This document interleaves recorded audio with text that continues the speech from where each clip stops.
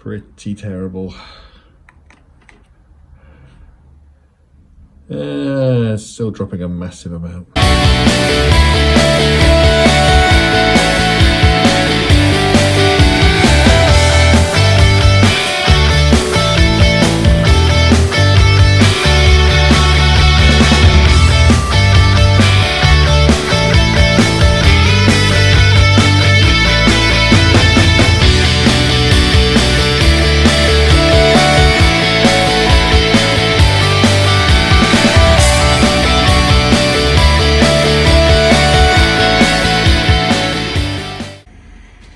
Alright then, sports fans, here we go. So I've got to install the new motor into the existing Spike high torque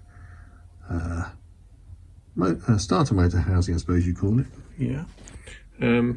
Just so you can see, there's the mounting lug and the earthing point from the battery, and that's what it looks like on that side. And that's the drive that goes into the primary housing, as it were, so to speak. So those two, I've just got to do a bit of disassembly of that to get it into that. And I've put the little metal wafer into the starter solenoid. So that'll either be lots of sparks when we start it off, or it might actually, hopefully, cure the problem. Who knows?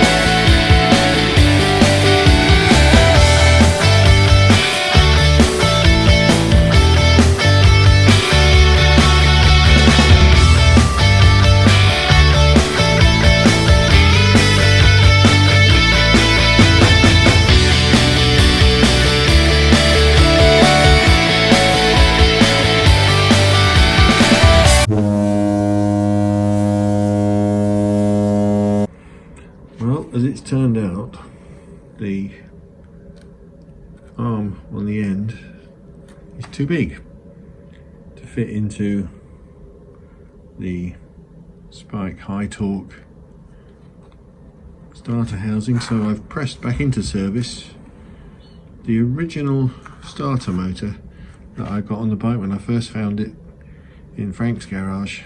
Shout out to Frank. In whenever that was, 1991, good lord.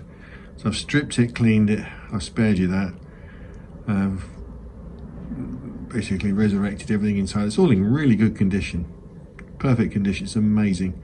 So that's now buttoned up and ready to be fitted to the bike. So let's get on with it and see what happens. So the next step is this bad boy motor, locating lugs, has to go in there and locate on that shaft like that. So there's the solenoid, all the wiring's up out of the way, so let's get on with it. Right, so here we are then. The old original Harley starter motor has been refurbished and rebuilt and reinstalled. I put in fresh brand new steel bolts to hold on the what turned out to be, I found out later, a Spike high torque starter motor housing. So it's not the original, I don't know how it got there, but there you go. And you can see the battery negative is tied to that post on a fresh new bolt. Moving over, you can see the solenoid, which I took off, I stripped down and refurbished, went through it, cleaned it, and that's all back on now. And so I'll put the it's back on the battery, and just for grins, come round,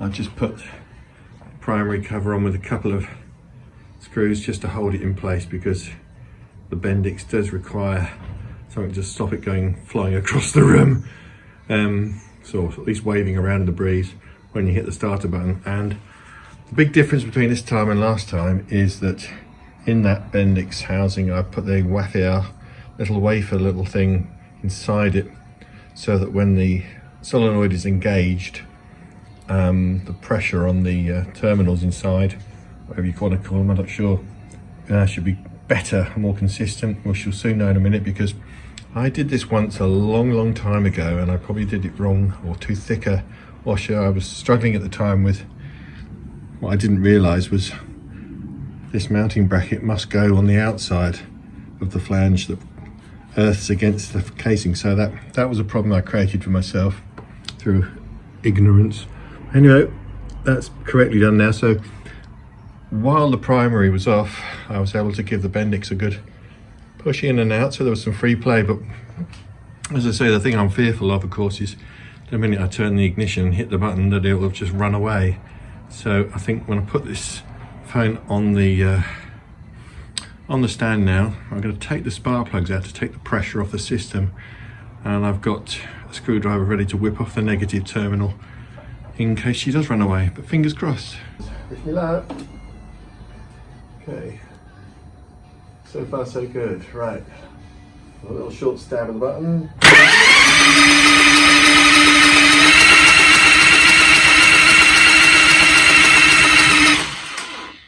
So the wafer inside the solenoid is a bad idea.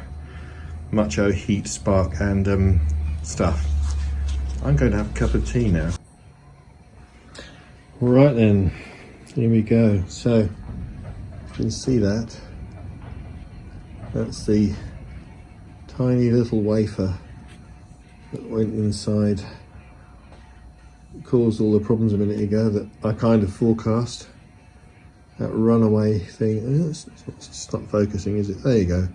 Tiny little thing that goes inside the, basically it shortens the distance that the solenoid rod has to push in the Bendix, so in theory improving the quality of the contact internally in the solenoid.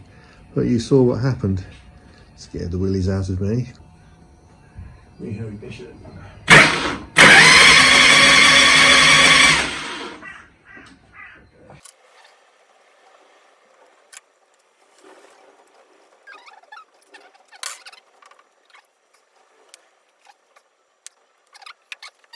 Try to be optimistic, try to be optimistic. Oh God. Please. Right, ignition. Blah de blah de blah. Please, no grinding noises. One. Yeah. Well, that's 100% improvement. A little bit of a grind to begin with. So that is an improvement.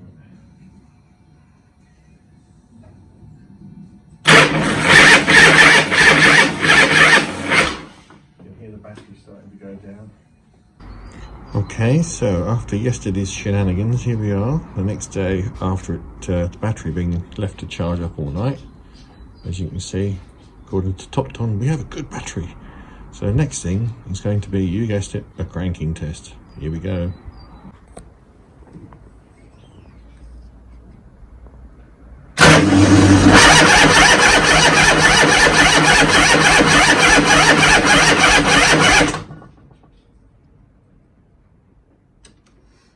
Apart from that grinding sound at the beginning, that sounded quite good. Should we see what Captain TopDon has to say? So obviously exit failed, we didn't start. 8.7, so it's still dropping the same amount, but it's cranking over better. Apart from that initial, oh my God, what am I doing? So, now let's exit that and see where the battery is. After that taxing thing.